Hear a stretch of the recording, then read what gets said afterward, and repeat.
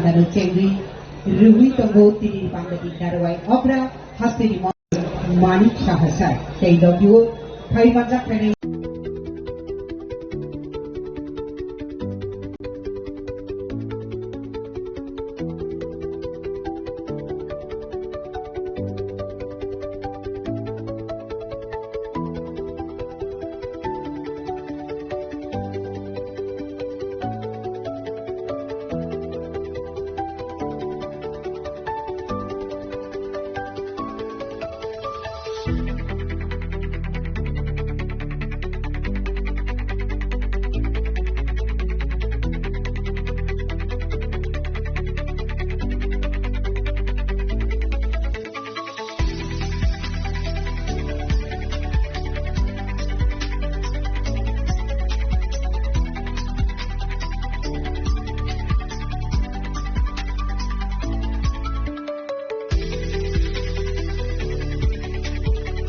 এই কাশী বিশ্বনাথ যে Lords sheep বারাণসীতে এই টেম্পলের কি অবস্থা ছিল আজকে আপনারা জানেন সেখানে যে is of going is of doing business এত সুন্দরভাবে সেটাকে ফার্স্ট পেজে আরো আস্তে আস্তে করে সুন্দর করছে এগুলো পুনরুদ্ধার করছে আমাদের ভারতবর্ষে আজকে মোগলরা এখানে শাসনভার আমাদের যে ধর্ম স্থানগুলো আছে সেগুলোকে কিভাবে রিজুভিনেট করছে কিছুদিন আগে আপনারা দেখেছেন এখানে আমার পূর্ববর্তী বক্তা বলেছেন যে আমাদের যে এখানে মাতা ত্রিপুরের সুন্দরী মন্দির সেটাকে সুসজ্জিত ভাবে নতুন ভাবে আমরা তার জন্য গর্ববোধ করি যে 51 শক্তিপীঠের একটা সেখানে যখন মাননীয় প্রধানমন্ত্রী যে এসেছিলেন এবং সে যে আমরা যে এটাকে নতুন ভাবে আমরা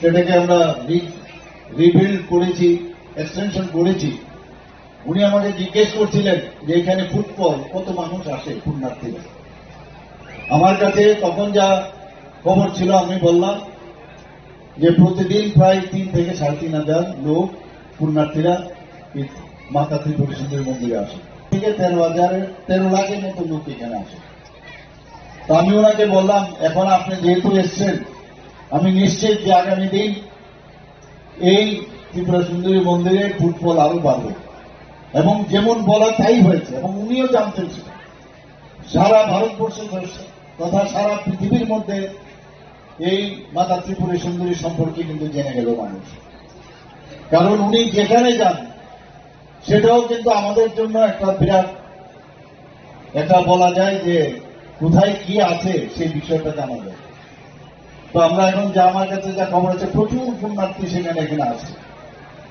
তো এক একটা বিষয় আমরা দেখলাম যে উনি এর মধ্যে কিন্তু আমরা আমাদের প্রাণটা খুঁজে পাই আমরা আমাদের নিজেদেরকে একজন আমি নিজেও সেখানে গিয়েছিলাম সেই মহাকাল লোক প্রজেক্টে মাননীয় প্রধানমন্ত্রী যে সেটাকে সুন্দরভাবে সাজিয়ে ওখানকার মুখ্যমন্ত্রী মধ্যপ্রদেশে আমাকে বলেছে একবার আইয়ে ভাই সাহেব দেখিয়ে কিतना खूबसूरत हुआ उज्जैन में কিন্তু আমি যাবো একদিন সেখানে সপ্তঋষি মন্ডল মণ্ডপ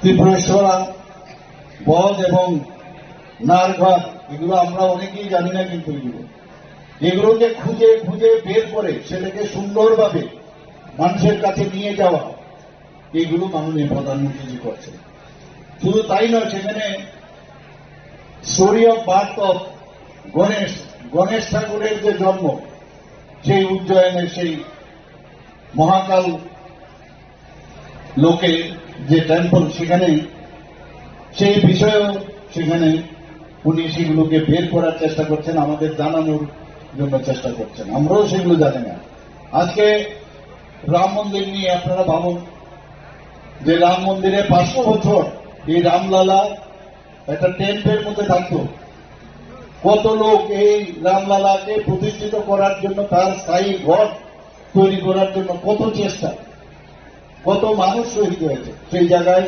উনি এসে আজকে স্থায়ী একটা রাম মন্দির তৈরি করেছেন রামলালার প্রাণ প্রতিষ্ঠা করেছেন আমরাও আমাদের এই দেশকে সেভাবে আমরা চালাতে চাই এবং আমিও নিজেও সেখানে আমি গেছি যাওয়ার পর সেখানে ওই যে ইতিহাসগুলো যখন মনে পড়ে, তখন আমাদের ধর্মের যে আমাদের যে বিশেষ যে অবস্থান সেগুলো সম্পর্কে একটা নস্টালজি যেটা ফিল সেটা হয়।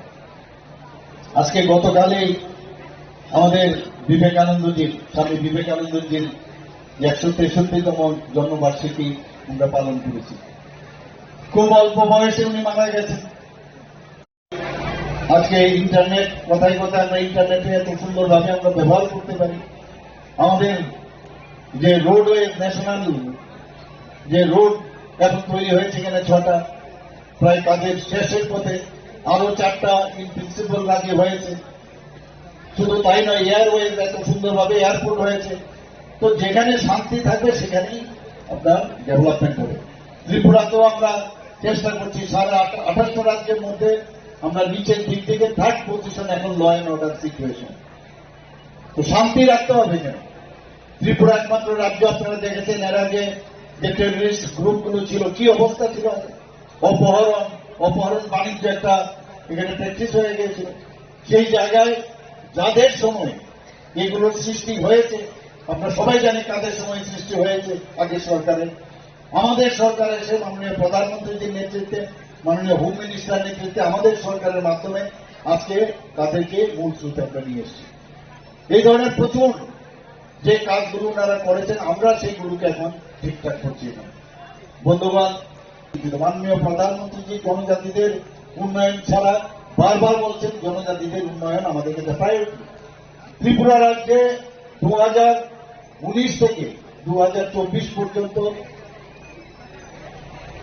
বিশিষ্ট জনেরা, জনজাতি যারা গোষ্ঠীর বিশিষ্ট জনেরা, বিশিষ্ট জিনিস নিয়ে যারা নিজের ব্যক্তি, তাদেরকে 7 জনকে তাদেরকে পদ্মশ্রী, এই জনজাতি গোষ্ঠী পদ্মশ্রী উপাধি দিয়েছেন। আমাদের মাননীয় প্রধানমন্ত্রীজি, যার জীবনে কোনোদিন ভারতবর্ষের ইতিহাসে হয়নি, একটা মহিলা, সেই মহিলা আবার জনজাতি অজগায়ের উড়িষ্যার, ওনাকে রাষ্ট্রপতি বানিয়েছেন। শুধু তাই নয়, ত্রিপুরার এই রাজ পরিবারের একজন সন্তান আমাদের শ্রী যিশুদেব বর্মা মহোদয় আমাদের আগে উপমুখ্যমন্ত্রী ছিলেন। এটা তেলেঙ্গানার মতো একটা রাজ্যে রাজ্যপাল বানিয়েছেন। যারা সমাজের সাথে যুক্ত আছে, সমাজপতি, তাদেরকে আমরা প্রথমে 2000 টাকা করে তাদেরকে আমরা সম্মানিত দিয়েছি। কিছুদিন আগে আমরা ডিসিশন নিলাম যে না, তাদেরকে 5000 টাকা করবো। যেমন কথা, ক্যাবিনেটে আমরা ডিসিশন নিয়ে 5000 করেছি। একটা ক্যাপিং ছিল যে কেউ যদি জনজাতি গোষ্ঠীর যারা সমাজের জন্য কাজ করবে, তারা যদি কোনো কারণে তারা চাকরি করে বা তারা পেনশন পায়, তাদেরকে দেওয়া যাবে না। আমরা সেটাকে উঠিয়ে দিলাম কিছুদিন আগে ক্যাবিনেটে। উঠিয়ে বললাম না, সবাইকে সমাজের জন্য কাজ করছে, এটা ভাতা না, এটা একটা সাম্মানিক 5000 টাকা করে আমরা দেওয়ার ব্যবস্থা করেছি। 19টা জাতি গোষ্ঠীর মধ্যে মাত্র দেখা গেল প্রায় 13 থেকে 14 জন হয়তো, বাকিগুলো কোথায় গেল? যখন আমি চিফ সেক্রেটারিকে জিজ্ঞেস করলাম, বললে যে এই ধরনের সমাজ ব্যবস্থা অনেক জনজাতি গোষ্ঠীর মধ্যে নাই, তার জন্য তাদেরকে দেওয়া হয় না। আমি বললাম তাহলে প্রধান হবে, কেউ কান্ডারি হবে, কেউ কিছু একটা হবে, যে হেড হবে, তাদেরকে দেব। এবং সেইভাবে আমরা ডিসিশন নিয়েছি যে সবাইকে 5000 টাকা করে প্রতি মাসে আমরা দেব। শুধু তাই নয়, আমাদের ত্রিপুরাতে আমি জানি না এখানে সব জনজাতি গোষ্ঠীর সেই আইডিয়া আছে কিনা। যখন আমি বললাম যে আমাদের রেখে জানেন না, বিভিন্ন নামে, আমি এখন সারা ত্রিপুরায় ঘুরে অবাক হয়ে আমি তাকিয়ে থাকি যে ত্রিপুরার জনজাতি গোষ্ঠী প্রায় 40+ আরো জনজাতি গোষ্ঠী। আমি বললাম সবাইকে 5000 টাকা করে, তাদের যে হেড আছে, আমি ডিএমদের আমি বলেছি তাদেরকে খুঁজে বের করুন, তারা যেন না হারিয়ে যায়। তাদের যে সংস্কৃতি, আলাদা আলাদা সংস্কৃতি, তাদেরকেও 5000 টাকা করে দেবে। আমরা ক্যাবিনেটে ডিসিশন নিলাম জনজাতিদের জন্য এতগুলো যে আমাদের স্কিম হয়, মাননীয় প্রধানমন্ত্রীজি যে স্কিম দিল্লি থেকে পাঠান, আমরা যে স্কিমগুলো করেছি প্রতিটা অফিসের মধ্যে এর সমকক্ষ সাব ডিভিশনাল লেভেলে, ডিস্ট্রিক্ট লেভেলে এক একজন আমরা অফিসার নিয়োগ করেছি। তার কাজ কি হবে? শুধুমাত্র এই স্কিমগুলো সেগুলো ইমপ্লিমেন্টেশন হচ্ছে কিনা সেগুলো দেখার জন্য। আজকে ভগবান বিরসা মুন্ডার কথা আমি জানি না, আমি তো শুনিনি কোনোদিন নাম, মাননীয় প্রধানমন্ত্রীজি এসে এই ভগবান বিরসা মুন্ডাকে, যিনি নাকি দেশের জন্য প্রাণ বলিদান হয়েছেন, দেশের স্বাধীনতার জন্য যিনি কাজ করেছেন, তাকে সামনে রেখে আজকে বিভিন্ন প্রকল্প উনি করেছেন, আর সবকটা জনজাতি গোষ্ঠীর জন্য। আজকে আমরা ওয়ার্ল্ড ব্যাংক থেকে প্রায় 1400 কোটি টাকা নিয়েছি জনজাতি এলাকায়, সমস্ত স্কুল, রাস্তা, সেখানে ইলেকট্রিসিটি এবং বিভিন্ন ডেভেলপমেন্ট করার জন্য 1400 কোটি টাকা ওয়ার্ল্ড ব্যাংক থেকে নিয়েছি। আজকে আমরা যে ফরেস্ট ডিপার্টমেন্টে আমরা প্রায় 1700 কোটি টাকা এলিমেন্ট প্রজেক্ট আমরা নিয়েছি, সেই জায়গাগুলো কিন্তু সমস্ত জনজাতি গোষ্ঠী এলাকায় তাদের ডেভেলপমেন্টের জন্য বিভিন্ন ভাবে আমরা করছি। একের পর এক আমরা ডেভেলপমেন্টের জন্য জনজাতিদের যাতে উন্নয়ন হয়, আজকে একলব্য স্কুল, কারণ এতদিন ধরে আমরা দেখেছি জনজাতিরা যাতে শিক্ষিত না হতে পারে তার ব্যবস্থা করেছে। 2018 আগে মাত্র 4টে এখানে একলব্য স্কুল ছিল, আমাদের এখানে এখন 21টার মতো জনজাতি একলব্য স্কুল হয়েছে এবং খুবই সুন্দর, শুধু জনজাতিদের জন্য। আমি নিজেও 2-3-4টে আমি ইনোগ্রেশন করেছি, আরো কয়েকটা হচ্ছে সিবিএসই প্যাটার্ন এবং ভারতীয় যে তথ্য, ভারতীয়তার উপর ভিত্তি করে তাদের পড়াশোনা। আমরা ওয়েস্টার্ন কালচার আমরা যেতে চাই না, ভারতকে নালন্দা বিশ্ববিদ্যালয়, তক্ষশিলা এরকম আগে বিদেশ থেকে ভারতে পড়তে, এখন সেইভাবে পুনরুদ্ধার হচ্ছে।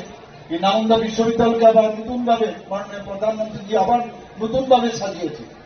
এখানে প্রায় 12টা একলব্য মডেল রেসিডেন্সিয়াল স্কুল সেটা শুরু হয়ে গেছে, আরো 6টা এই মার্চের মধ্যে শেষ হবে, আরো কয়েকটা এই সামনের বছর হবে। তারপরেও আমি কিছুদিন আগে দিল্লিতে গেছি, তার কিছু ক্রাইটেরিয়া আছে যে কোন ব্লকের ভিতর যদি প্রায় মিনিমাম 50% জনজাতি থাকতে হবে বা 50% ওইখানে যার লোক থাকবে, পপুলেশন তার 50% জনজাতি থাকবে, তবে প্রতিটা ব্লকের মধ্যেই আমাদের এই একলব্য মডেল রেসিডেন্সিয়াল স্কুল হবে। আমি কিছু রিল্যাক্সেশন চেয়ে আমি আরো 15টা যাতে একলব্য স্কুল হয় তার জন্য দিল্লিতে আমি জানিয়েছি। আমরা সবাই একসাথে আমরা থাকতে চাই। এখানে ডিভাইড অ্যান্ড রোলের মধ্যে থাকলে কেউ কারোরই কিছু লাভ হবে। আজকে এই সংস্কৃতিগুলো আমাদের একদিকে কালচারাল সংস্কৃতি, আমাদের ইকো ট্যুরিজম, আমাদের বিভিন্ন যে রাজরাজারের যে কৃতিত্ব, সেগুলোকে আমরা পুনরুদ্ধার করার চেষ্টা করছি একের পর এক। আপনারা সবাই জানেন যে প্রত্নতাত্ত্বিক যে পর্যটন এখানে আছে। আজকে আমরা উজ্জয়িত রাজপ্রসাদকে কি সুন্দর করেছি, দেখেছেন আপনারা। নীরমহলকে, ভুবনেশ্বর মন্দির, পুষ্পমন্ত প্রসাদ, বিভিন্ন জায়গায় পর্যটক